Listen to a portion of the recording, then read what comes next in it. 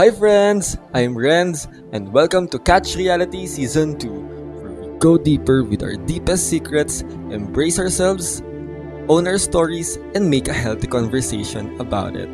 Welcome to our last topic before the finale episode. And if nandito ka pa rin, thank you and please don't forget to subscribe. So hi friends! Good evening everyone! Happy Monday!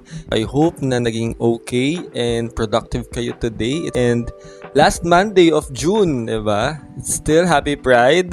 I just really want to thank you, especially for those who are still watching this or yung napanood yung lahat ng episode. Maraming salamat po. I really feel so much joy dahil alam ko na may mga taong sumusuporta and natutuwa ko kasi kung paano nyo i-receive lahat ng mga messages, yung mga learnings is totoong nag-translate talaga kung ano yung purpose ko. And in my past episodes, wala naman ako narinig na negative or nabastusan sa kung anumang mga kinuwento ko, kaya I'm very thankful. May mga constructive criticism pero alam mo yon, it's part of it, pero I'm really thankful na nanood kayo and yeah, I really hope na hindi lang hanggang panonood or hanggang sa may natutunan tayo, pero I really hope, especially sa mga nakaranas ng mga sinabi ko or past experience ko, sa mga nakarelate, sana may apply talaga natin siya, no? So, thank you so much. By the way, I just want to tell us a quick story, no? Umattend kasi ako ng Pride March last Saturday sa Laban sa may UP. So, shout out sa mga nagpunta and I'm really happy and I felt amazed kasi that was my first time attending and ito yung post ko, so sinamari ko na lahat dyan kung ano yung na-feel ko at na-realize ko din that time. So Pride is a protest and yeah, and we need to continue to stand up, speak out and take actions sa mga pinaglalaban natin, not just for the community but for everyone, for every Filipinos, diba? Na hopefully magkaroon tayo ng gobyerno ng Pilipinas na deserve talaga natin, 'di ba? Dapat hindi tayo takot na mabuhay sa sarili nating bansa and hindi dapat tayo pinapahirapan, 'di ba? Kasanggan natin dapat ang gobyerno sa pag-unlad. And for today's episode, thank you Chat Time for sponsoring this episode. Wow. Wala tayong kape ngayon pero we have Chat Time.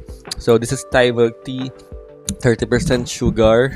Alam mo, hindi naman ako totally sobrang hilig sa milk tea kasi diba dati may era na milk tea everywhere, milk tea everyday, ganyan. Pero pag umorder talaga ako ng milk tea, dalawa lang yan.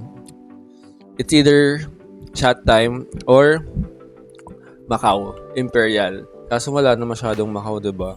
Or minsan Coco, ganun. And I have here mango. Hindi natin kailangan bumunot pa kasi isa na lang naman ang laman ng ating bunutan. By the way, I'm filming this medyo late night na, kaya baka kung napapansin nyo yung boses ko ay medyo mababa na or baka yung energy ko mababa na. Pero I would say this topic is really fit for the last episode before the finale episode. And I would say this is the peak of my exploration era. Our topic for this 10th episode is my failed orgy experience. To start this topic, of course, for the nth time, I would like to say that this video or this content is not for you to be triggered, but I hope that this video or after watching this video, you will learn something and made you reflect about the possible effects of the activities that will be mentioned. Yeah, so let's start. So where, when, and how did that happen? So this happened actually last year. Last year lang. Actually, 1 year na nga siya. Tama ba? May ata yun nangyari. O, tama. May or June? Hindi. June.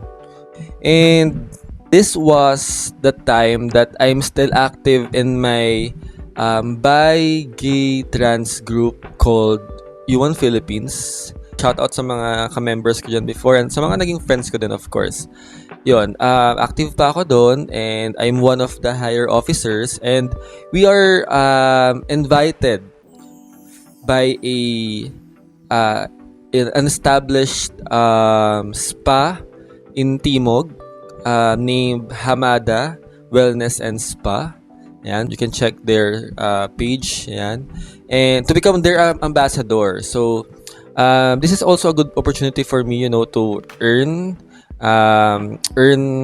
money, ganyan. And yun nga,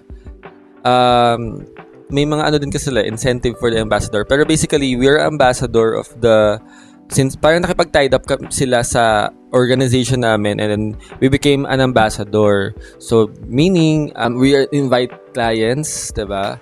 Or our members to attend or to go to their spa. Yeah. And then, kada member or kada clients na may invite namin, meron kaming percentage there. So, yun, naging ambassador kami. And being an ambassador, that time, may mga nakilala ako.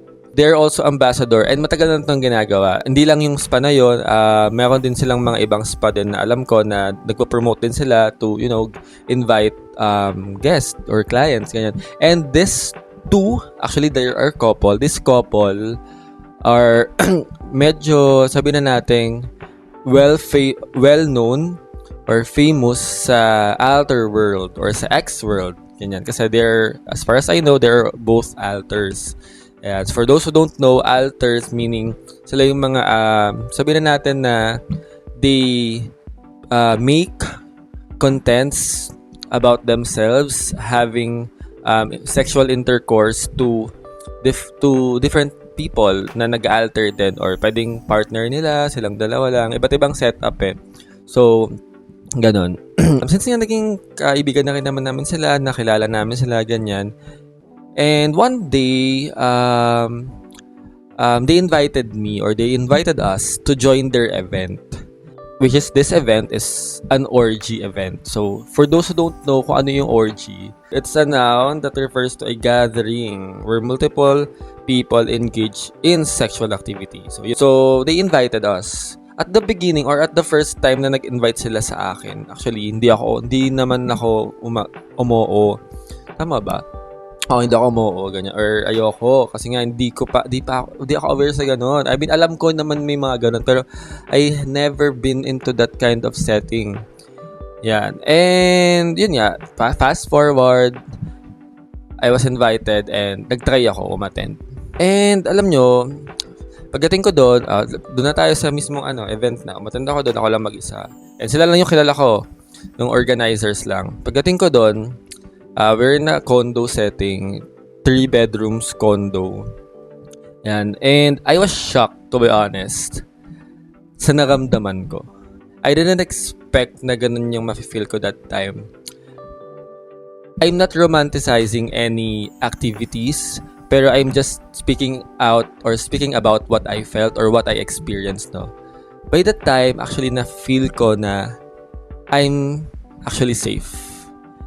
Na-feel ko na I'm accepted. And there will be no judgment in this room. Alam mo yun? Kasi nagulat ako na pagdating ko doon, ang may mga rules pala. So, lagay mo yung gamit mo dyan sa isang area. Tapos, dapat naka-undies lang kayo lahat. Naka-undies lang kayo and yan, topless, ganyan. Undies lang. Ganyan. If you want to go all out, go. Pero alam mo yun, pagdating ko doon, yun nga, parang, alam mo yun, they don't care kung anong itsura mo, or I mean, ano ka, ganyan. So, kaya sabi ko, I feel safe. Somehow, parang ganun yung, I would like to describe that feeling na parang feeling ko safe ako. Na hindi ako parang mamatahin or whatsoever. Alam niyo yun, yung ganun. Hindi naman maganda sobra katawan ko. Hindi naman, alam mo yun, parang, hindi naman ako yung parang model type. Hindi naman ako ganun. Pero, alam mo yun, I feel confident that time. Alam mo yun. And this, one of the couple, yung isa doon is, siguro okay nang naman sabihin ko, na nurse. Kaya I think relevant siyang sabihin kasi, since they conducted this kind of events, they are well known about the health concerns. Like, pagdating ko doon, nakalatag dyan yung mga PrEP, toxicillin, May mga condoms, may mga lube, ganyan, tissues, ganyan. Ayos, as in organized. Tapos, yun dyan, syempre may mga food, may drinks. By the way, I paid for it kasi since nga they conducted an event, they rented a condo and they have this, foods and stuffs. Ayun, may bayad yon. Mga siguro less than 1K din that time. And yun nga, may mga rulings na no video at all. Despite na alter sila, they make contents. Bawal naman mag-video sa loob. Siyempre, privacy ng mga nandoon. And actually, medyo madami din. Siguro mga nasa 30, I think. Hindi naman siya sobrang dami. Hindi naman siya sobrang crowded. Pero ang alam ko kasi pinipili din nila yung mga i-invite nila to attend that particular event. Kasi alam ko sa iba parang open for all, meron namang iba parang puro ganito lang. Yung mga type or, ano bang tawag doon? Kasi may mga tawag doon eh, na parang puro bears lang. Pero yung mga in-invite nila, as in siguro makakilala lang or pangapili. Ganun talaga, pili. So, what's in my headspace that time? That's my first time to join an orgy setup. Actually, ito na nga eh. I have a confession din naman na that's not actually my first time being into that kind of setting na parang medyo madami ang gumaganap. Kasi like what I've mentioned in my previous episode, I've been into a bathhouse din naman. Pero ito kasi organized talaga siya. Alam mo 'yon. Yun nga, like what I've mentioned, iba yung in-expect ko. Hindi ko ma-expect na may ganun. Kasi during the whole event, ganyan, kung ako nagkakamali, may mga programs din naman sila. Like, may mga pa-games, ganyan. Tapos kung gusto niyo magkantahan dun sa sala or magchikahan, go lang, manood ng movie, ganun. Tapos yun nga, by that time kasi, na-curious lang din ako eh. Na-curious ako on how things go. Alam mo yun? Yan. Ayun talaga eh, curiosity, ganyan. And, hindi naman ako unaware sa mga kung anong ginagawa doon kasi nakakapanood naman din ako online, 'di ba? Ng mga ganong activities. So, I'm somehow aware naman. Napainom ng milk tea, oh. So, yun. Bakit ko ba siya sabi na field orgy experience? Mainly because nabakuran ako. As in, I feel like nabakuran ako. And ginusto ko naman din yun, nababakuran. Since nga that was my first time attending that kind of event, no? Somehow, nahihiya ako na, like, mag-initiate. Kasi hindi ko naman talaga love, yun nga sabi ko nga diba sa mga previous video ko, hindi ko talaga love language ang physical touch. And even to my previous partners, hindi ako nag-initiate na mag-aya to have that. So, parang sa akin, mas gusto ko nga na physically attracted or attached sa akin yung partner ko or someone, ganyan. Tapos, it really validates me. Tapos, yun nga, since nga, ganun nga yung nangyari, nabakuran ako. So, technically, sa isang tao lang ako gumanap.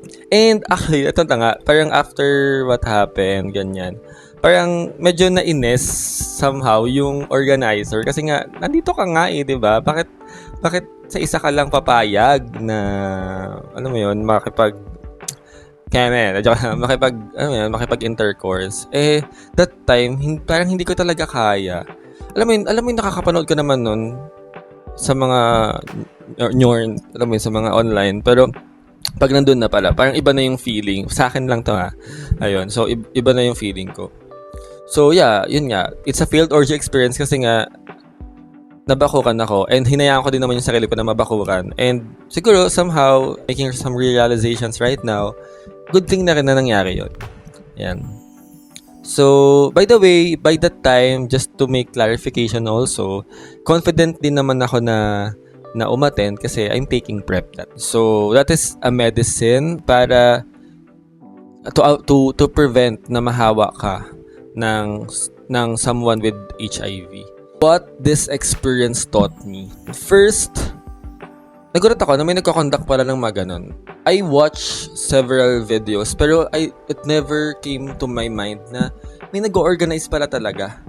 Hindi ko talaga siya na-imagine or naisip na, may ganito pala, may poster kasi, well organized, may poster, tapos may guidelines after mo mag-submit ng payment, ganyan, tapos pagdating mo doon, organized, ganyan. And take note ha, yung mga umattend naman doon ay, I would say na decent guys, professionals, ganyan, pero I would say na decent talaga. Hindi yung parang, kung imagine nyo sobrang siguro wild or something like that. Hindi naman. Learning number 2, doon ko na-realize nga, since nga nabakuran din ako doon, hindi pala talaga ako for orgy. I prefer intimacy. I want intimacy. What do I mean by this? Hindi lahat ng nafe-feel natin while watching different porn or online videos, sexual videos, can be real. And the same if we experience it in person. So doon ko din talaga napatunayan na oo, pag minsan nakakapanood ako ng mga orgy videos, ganyan, nata-turn on ako. Pero nung nandun na ako, parang hindi ko pala kaya. I mean, hindi pala ako turn on sa ganon in person. Kahit nga, alam mo yung manood ka lang, parang hindi ako nata-turn on. Alam mo yun? Hindi talaga. Kaya parang I preferred na sa isa lang ako nag-perform. Ayun. So, another learning is may mga bagay na hindi naman natin need subukan before natin malaman yung sagot sa tanong natin. May mga bagay din naman na you need to be in that situation for you to figure out the answer. The question is, are you willing to take risk? Or are you willing to take the risk, diba? So, ganun yung na-feel ko. Yun yung sa akin that time. Siguro nga, part na rin nga, sabi ko nga, this is the peak of my exploration. And yung curiosity ko din nandoon. And nagulat ako na may nag-invite or may ganito palang tao na nagko-conduct ng mga gantong events, diba? So, I was very curious. Parang, okay, siguro it's an opportunity for me to think if it's for me. Ganun. Kaya dumagay ako sa ganun. And to be honest, without thinking ano yung risk nun sa akin. But I know, in health-wise, I'm prepared naman. Kasi nga, I'm taking PrEP. Pero, yun nga, that's one of the biggest learning here, na hindi naman talaga dapat lahat ng mga bagay or sa mga tanong natin is dapat ba natin subukan bago natin malaman yung sagot, diba? Kaya nga, ito, may mga gantong contents, like, ito, one of my purpose, diba? Hopefully sa mga makapanood nito and siguro kayo baka may curiosity din kayo about what is this kind of event, diba? Baka di mo naman na kailangang i-try yon or di mo na kailangang mag-explore too much, diba? Baka maintindihan. Baka itong video na to, hopefully sapat na to para maintindihan mo anong meron sa ganong event. And another learning is, ito yung pinakamahalaga, once na you started to attend there, you already gave your consent. Diba? I'm just very, siguro lucky na ang natinan kong event is yung mga tao doon hindi too aggressive to, pull you out or pull you in, tapos jumoin sa kanila. But to be honest, people there are still conscious of asking consent. Yun naman yun. And so, hindi naman lahat is too aggressive. Yun nga. And then, like I've said, once you get into it, it's a sign that you already give your consent. So, naintindihan ko kung ba't medyo nainis sa akin yung friend kong organizer. Kasi nga, nandun ka na eh. So, expected na you need to welcome other people na gustong kapag sexual intercourse sa'yo or alam mo yon, hindi ka dapat maging snob, ganun. Kasi nandun ka na nga, it's an event. I mean, umatan ka na dun eh. So, you need to put to your mind na you're already giving your consent. That's the risk, diba? Paano kung, syempre hindi naman lahat doon, kahit sabihin natin lahat yun, pogi, pero hindi naman lahat talaga doon, kaya mong, alam mo yun, makipag intercourse, diba? Pero, yun nga, you put yourself there. That's the risk, diba? So, question, if you could go back, would you make the same decision? Why or why not? A big no. Hindi ko na talaga gustong gawin. Kasi nga, I realized din na, it's not my thing. And, yun nga, if I could go back, hopefully hindi ko talaga siya ginawa. Kasi generally speaking, that's one of my siguro masasabi ko na bagay na nagawa ko na sana hindi ko na lang ginawa. Pero just to clarify, wala naman yung technically talaga na nadulot sa aking negative effect. Gets nyo ba? Kasi nga, I've mentioned that that's my peak of my exploration. So, before I get into that peak, may mga na-experience naman ako. Pero, sabi ko lang, parang sana hindi ko na lang siya na-experience. Parang ganun lang naman. Or ang tanong, kung uulitin ko pa ba siya, yun na lang yun eh. Kung uulitin ko pa ba, hindi na. Kasi nag-invite din naman sila sa akin several times pa. So, hindi na din ako pumayag. And yun nga, I learned na hindi ko talaga yun thing, diba? And kumusta na kayo nung mga organizers? Nung unang organizers.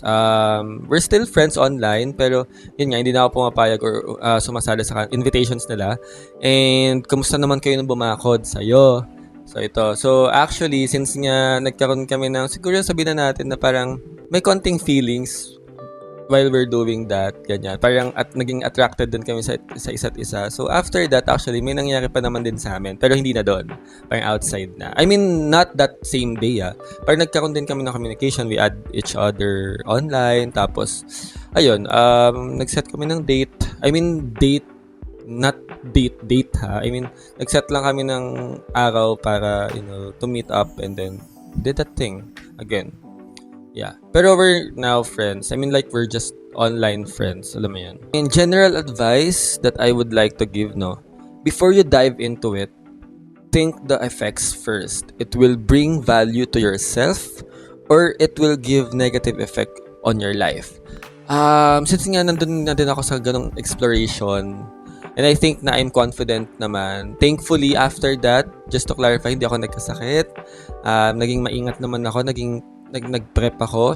Alam niyo yun. Pero yun nga, before you dive into it, if ikaw na nag-iisip, if may nag-invite din sa'yo ngayon or nag-iisip kung gaganap ka ba or aattend ka ba sa ganong event, diba? Think really deeply. Alam mo, pag-isipan mo ng mabuti. Is it something na mag-bring value to yourself? Makakapagpataas pa siya ng ego mo? Alam mo yun? Or it will just give negative effect on your life? Kasi, di ko masasabi nag-enjoy ako.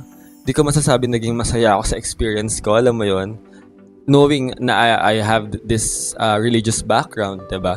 Pero para sa akin, parang it's just a experience na I really won't do it again. Alam mo yon. And yun nga, discernment. Before ka mag-try na kung ano-ano, magpunta sa mga ganyang exploration, i-discern mo. Pag-isipan mo ng mabuti. Like what I've mentioned, I mean in my previous video, hindi kita pinipigilan. I'm not in the position to judge you or to tell what you need to do. But I'm just here having that experience and telling you what I've learned. Na yun nga, you need to think more about it. You need to think deeply about it. Yung mga gantong activities, akala natin walang effect sa atin. Pero meron, mentally, physically, emotionally, and in terms of what values ba talaga are we holding to it? 2. It might also affect your future relationship. So ito naman yon. Since nga I'm into that exploration stage na I'm dealing with like if this is something na mentally may problem sa akin, ganyan, or emotionally, diba? Somehow it really affected me. Eh yun nga, in my future relationship, syempre parang naiisip ko din, anong sasabihin ng partner ko in the future, especially if that partner or guy na wala masyadong alam sa ganito, diba? Anong magiging tingin niya sa akin? Pero, yun nga, regardless kung ano man yun, pero, and iba-iba naman tayo, diba? It might affect talaga your mental health, physical, and yun na, emotional. Kasi hindi naman lahat tayo magiging same yung experience. I'm just glad and lucky nga na decent yung mga guys na nandoon. Parang yung iba, nakausap ko naman ng maayos, nakapagkwentuhan ako, ganyan-ganyan. Pero we'll never know. Baka mamaya sa experience mo, hindi maganda yung maging experience mo, diba? Delikado. Yung organizers, baka mamaya hindi naman talaga sila well-organized sa pag-invite ng mga ganun, diba? Mga ipag-invite. Alam mo yun, ang daming risk, ang daming mong need isiping risk before you jump into it. So, yeah, I think that's a good thing to wrap up this episode. Medyo malata ako, gabi na kasi. So, yun. Final words, yun nga. Before you dive into it, think the effects first. Yan. So, thank you. If umabot ka sa part ng video na to, hindi na ako nakakain ng mangga. Ito na lang. Pero yun nga, if umabot ka sa part ng video na to, salamat. And don't forget to subscribe. Hopefully, mapanood mo yung last episode ko tomorrow. That is something na very personal, pero I really want to share it in this content. So, thank you and hope to see you tomorrow in my finale episode. Bye! Maubos na kasi yung time. Kaya binadali ko na. Pero if you want to share something, you can DM me or put your stories on the comment section. See ya!